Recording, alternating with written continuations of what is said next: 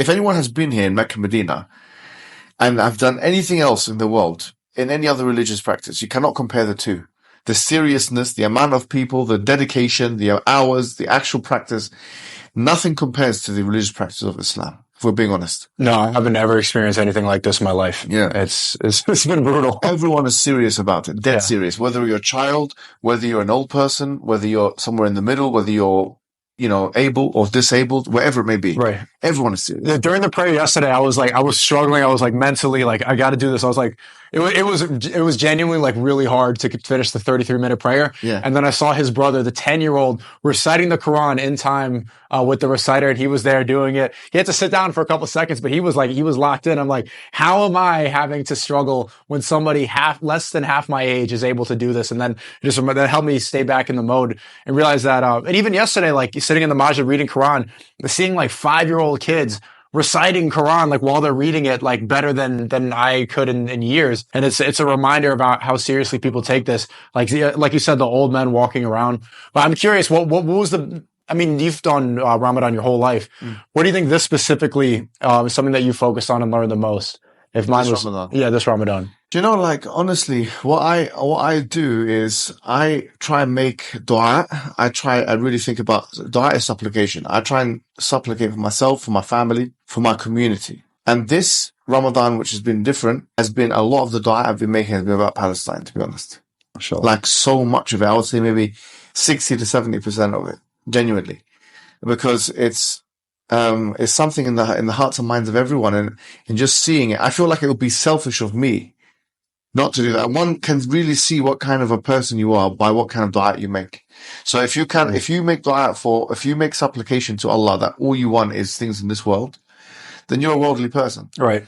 If you make dua only for yourself, then you're a selfish person. Mm-hmm. And if you make dua for yourself and for the community and for people that are in pain, then that's the kind of person you are. You're a communal person. So, I've been trying to make more and more dua for my family, my loved ones, the community in general, the Muslim community. I'll make a lot of dua for them, and in particular the Palestinians. And I think there's something about this time round where Palestine's been attacked, which has really brought the Muslims together in a way I haven't seen before, to be honest with you, coming here. I've been coming here a lot, but I have not seen the unity that I've seen this time round. The emotion on the Palestine. You can tell it's on everybody's mind. Oh, it is. It is. As soon as they mention the word Palestine, it's like everybody knows what that means. Right. And so, yes, that's what I've been focusing on this time round. But also, I've been trying to focus a little bit more on my qualities. Like, I'm a bit of a wild card myself. I'm rough around the edges. I'm trying to work around, like, on certain qualities, so things that I want to improve on as an individual. I want to become more humble. I want to remove my vanity and my, arrogance and these kind of things, and anything like that, any negative thing. Because, sometimes we focus on things we can do, like prayer and fasting and stuff, but we don't focus as much on the virtues. And, that's what I'm trying to improve on that as well. That's what I would say. I had a similar experience. Like, is it okay to ask for worldly things? But it was like, you're supposed to ask Allah for everything, because who else you can ask for? But every time I put my head to the floor and I would think about, I was banned on Instagram during Ramadan in Mecca with Abu Tamia during the stream. And so sometimes I'd make dua for that, like, can I have my Instagram back? Or specific things like wealth. But it just, like, while I'm making dua for that, it felt trivial. And it's like, why am I asking for these worldly things? And it almost seemed like a sign that it wasn't supposed to be, that I could ask for something greater. Like, instead of asking for my Instagram back, how about I ask for the ability to remove that need for that in my life? Why do I need that? Like, I only want that so that I can make more money and so that I can bring people to my stream. Well, if people want to find that, I'll find another way. And, I think there's a step above a lot of the worldly things that you ask for. If you think about why you're asking for that, there's something greater that you could look for and show gratitude for. I think that's a very mature way of thinking about things, bro. Honestly, and there's nothing wrong with asking for both the Instagram and the afterlife things and the virtuous things, but it's a good way of thinking about things.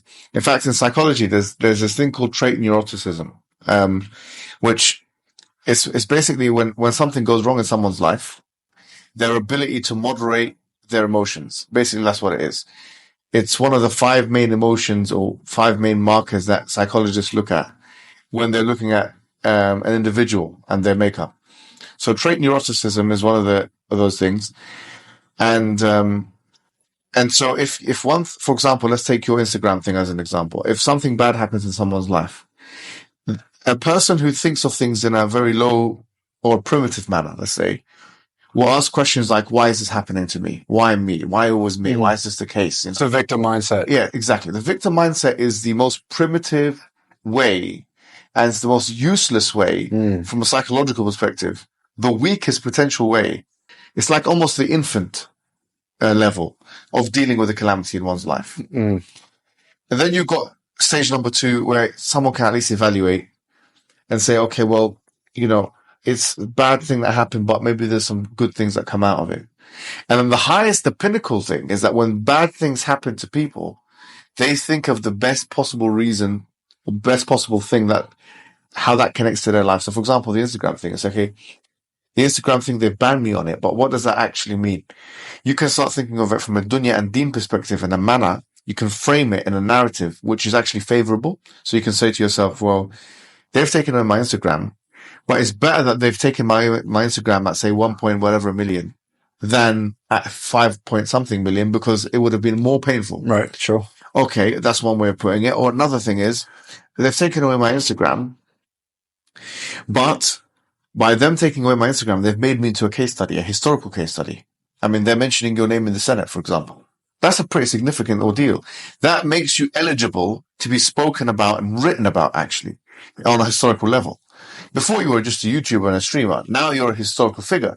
Now someone can write your name, Sneako, and the case where he was removed from Instagram and Meta in the year such and such. You can be referenced. And in fact, you can be referenced in a way to show how these organizations and these major, social media platforms are censoring certain things which they consider to be disfavorable to their own narrative.